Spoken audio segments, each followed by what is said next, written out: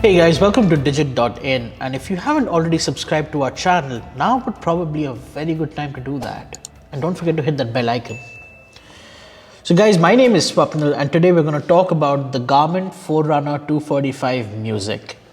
Now Garmin may not be one of those super popular smartwatches right now, but they've always been the leader when it comes to fitness-based devices, whether it's a wrist-worn device or a tracker that you put in your shoe or even a chest heart rate strap, whatever. But the Forerunner 245 Music is the company's attempt to go super mainstream. What does it have? Well, the Forerunner 245, as the name suggests, is designed for runners. It's got an all-day heart rate tracker. It also measures your SpO2 levels. It can also measure your breath rate as breath rate per minute, which is actually a new update that's just come out. Monitors your sleep, etc., etc. Now, but where does it actually come in for sports people? Well, it's also got built-in GPS, and it can also store up to 200 hours of activity data on the watch itself. There's also space for 500 songs in case you want to take your music with you, hence the name Forerunner 245 Music. So that's essentially the feature set. Now this watch does not have a touchscreen, which is also why Garmin is able to give you up to 7 days of battery life, which is incredible. In my usage, I've been getting anywhere between 5 to 6 days, and that's all right, because if the 7-day claim stands, 5 to 6 days is still a lot more than what most smartwatches deliver today. So I'm going to talk to you about how the Garmin Forerunner 245 fared in our testing. Now, I actually wore this watch during some of my runs and my cycling sessions.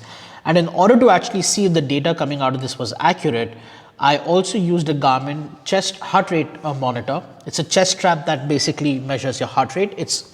These straps are considered to be the most accurate in the fitness wearable segment, and used an actual GPS bike computer to track my rides, and I have a speed and cadence sensor to measure the speed and the cadence of both the runs and my cycling sessions. So there's different hardware to actually dedicated to measuring specific metrics, which this watch alone says it can do.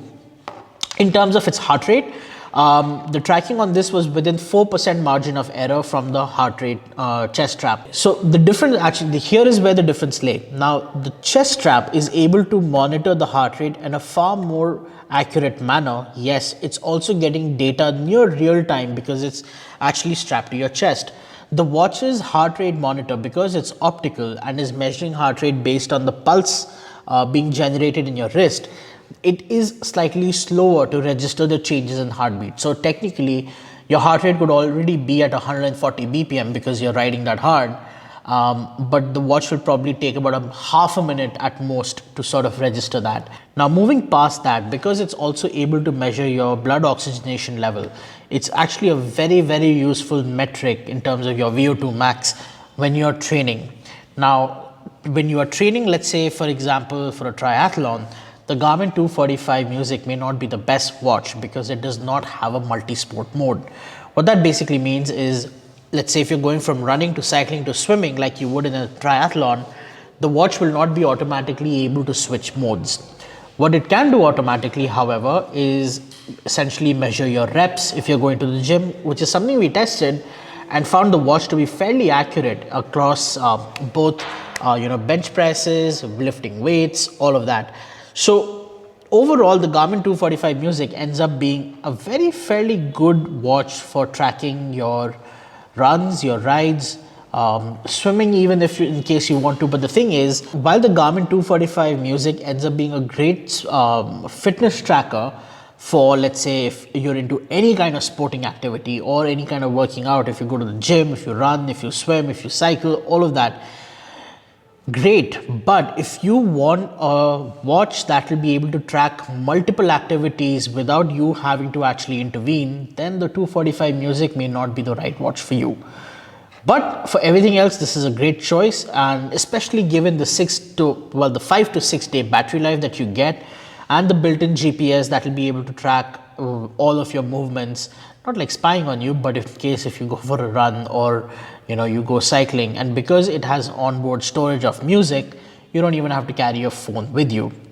Now the watch is compatible with both iOS and Android, and while you will receive a notification for your calls, messages, etc. on the watch, you cannot really interact with them, which is you can dismiss the call, you can dismiss the message, but you can't actually reply to them. So that's unfortunately another downside, which disqualifies the Garmin Forerunner 245 as a smartwatch. So yeah, that's basically everything you need to know about the Garmin Forerunner 245 Music. It's a great fitness tracker. It's extremely reliable, very accurate. And for anybody who's actually starting to get into the fitness scene, it's a pretty good companion. Of course, as you move up the ladder, you may want to get a better watch, but for now, this is actually a great starting point. So thank you guys for watching this video, and I hope you've liked our page, subscribed to it, and hit the bell icon. And if not, this would be a great time to do that. If you have any other questions about any of the devices we've reviewed on our channel or about the Garmin Forerunner 245 Music, you can leave that stuff in the comments below and we'll make sure to get back to you as soon as we can. Thank you guys for watching.